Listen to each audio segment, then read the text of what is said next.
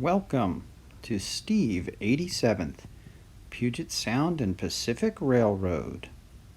Hi everyone, this is Steve 87th PSAP Railroad, or Puget Sound and Pacific.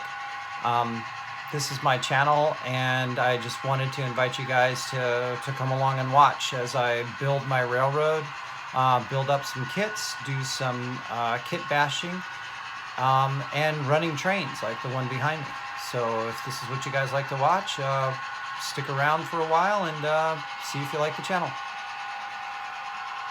It's just kind of a quick little update and a demo sort of thing.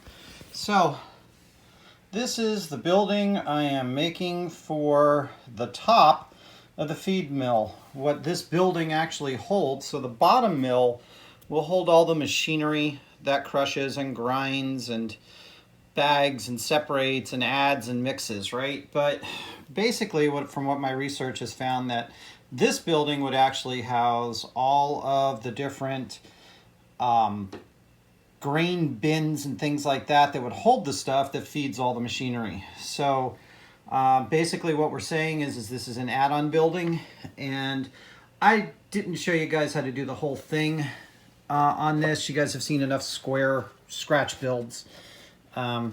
Put some supports in there for the roof and for the top corner. Pretty much I just did butt joints. It made it really easy, and covered it up with a 45-degree angle, put a roof on it, and then put sidewalls all around the roof. So what I am going to show you though is how I'm putting on these standing seams. All right, so this is actually from Evergreen Scale Models, the siding that I'm using, and it's called standing seam roofs. So if you guys can notice, let me see how close I can get in. That is actually plastic that's standing up. Now, the ones that I did before that were on the gathering bins for delivery are not the same as these. You notice these are actually grooves cut in the plastic. So I'm going to show you how painstaking it is to get these things to get on there. And then this is just the top part of the roof. And I actually like that, where they have the roof set, and then I put in some more plastic for what is going to be the cone, the railing basically area around the roof. And then, like I said, you saw that I reinforced it. Well, there's other things that have to go on this roof too. So I'm just going to give you guys a quick demo on how to put on standing seam roofing. Okay, so hold on. Okay, for anybody who wants to really see this done, right, you can see here that this is metal roofing with 1/2-inch spacings from Evergreen. Inside this is a sheet of styrene. This has already been all cut up, obviously, for the size that I need and all that kind of stuff. And you can see that it has all of those grooved lines in it, so it's a normal sheet. The other thing that this comes with is this, let's see if you guys can see it. Try to get it in focus into the camera there. This ultra thin, very bendy plastic. Okay, so now I'm going to show you how you put the plastic into this hole and get it to stick. So besides cutting it to size, one of the things that you really need for this, remember I told you the other day, different glues are different things, right? This is a very, very thin set. This is a very thin glue that actually flows into the plastic. The plastic weld is another one. I actually like the Tamiya extra thin. This expert stuff, which actually has the flow cap and all that, is actually too thick to do this operation. So let me show you what I'm going to do, and then we'll move on and show you how this is kind of the way that I'm doing it to make it easy. And this is, you know, with me wearing glasses and things like that. So the first thing I'm going to do is we're going to lay the piece in here. We're going to find out what size it is, and then of course we're just going to come over and cut the standing seam to size. So you can see there that it fits within the area that we want to put it in. Now, you would think that with this groove, it'd just be real easy to stick it in there. But let me show you what happens if you just try to put it there. It makes it really tough to get in the groove and then try to make it to stay. So what you kind of have to do is zipper it in.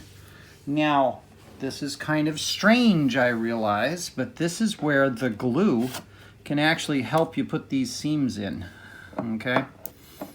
So, the way that I like to do it is start, let's see if we can show you guys.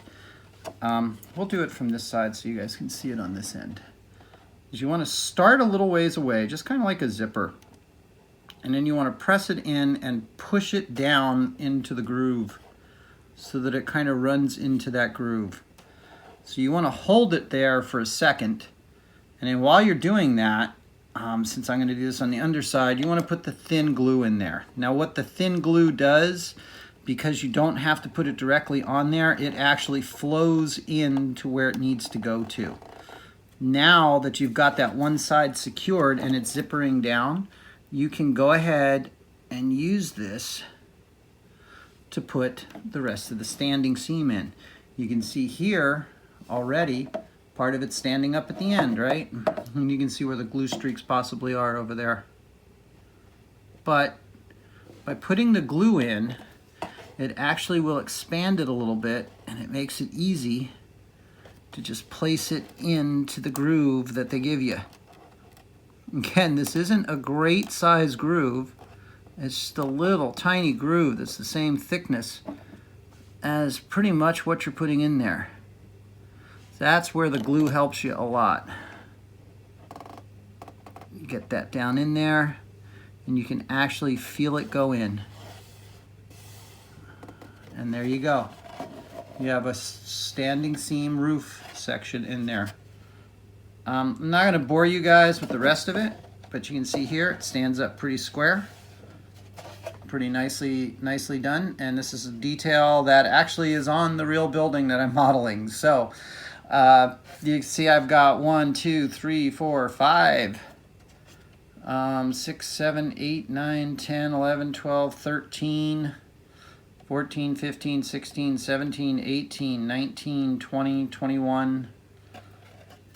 Another 30 of these to do and all that, so I'm not going to bore you guys with that, but I just thought you might want to see how I'm doing it, and if you get frustrated with the standing seam roof, this is a good way to do it. The other thing that you want to do is take your X-Acto knife beforehand and make sure, because you've been doing sanding and you've been doing cutting and all that kind of stuff, you want to go into that groove and just clean it. Make sure that that groove is nice and clean and it has stuff out of it. Okay? All right. I hope that helps you guys, and that it makes your modeling go a little bit easier. So the next, I'll show you how this is going to all follow up and look at the side of the building and how that's all going to work. Okay? Okay, so there is the preliminary, or the way the roof is going to look. Now I've got to come in and cut those lines in, and we'll paint it all up on one shot on this one, and then we can start doing some more of the details. And I made it such that this particular one, whether I'm going to use it or not, could actually be dead center here, and then go up high enough over the top of the roof. I've got to see if it's still high enough. If not, the other one I think will work fine. And then this one would be the other one that comes up out of the roof here for however the bucket loader goes and all that kind of stuff. I'm kind of understanding how that all works. And I've got kind of a preliminary done out on my bin farm. Okay, so this is what the building is going to look like in place. I've put the buildings back together on there. You can see we're going to have walkways, walkway. I already figured out where the return is going to go from these. It's just going to go right into here, where this little entry into the basement is. I've got the walkway here so guys can get through. I'm going to put some stairs. There's a little back door over here. I'll put some stairs in, I think. There's also another door here that's basically going to be not reachable. And then you can see here how it's going to fit. The two buildings are we're basically going to be touching when we get that all done. And then I looked at my elevator here, and I'm looking at the angle at which it's going to come off of the diffuser, and I'm not quite sure that that's the one that I'm going to have, so I'll probably put the taller 90-foot one that goes up here off of this, and it'll give me the right angle. So that one, which is actually the feed from here, the center feed from here, that will basically be somewhere around there, and it'll feed this drying rack as well as feed the conveyor system that's going to be here for the storage bins. So just a quick update on that. I'm going to have another video coming out real soon to show some of the other buildings, including the blue building and these buildings with roofs, and show you all what's going on there. Okay, thanks for watching, and like I said, this is my latest update, so stay tuned. There'll be another one out soon.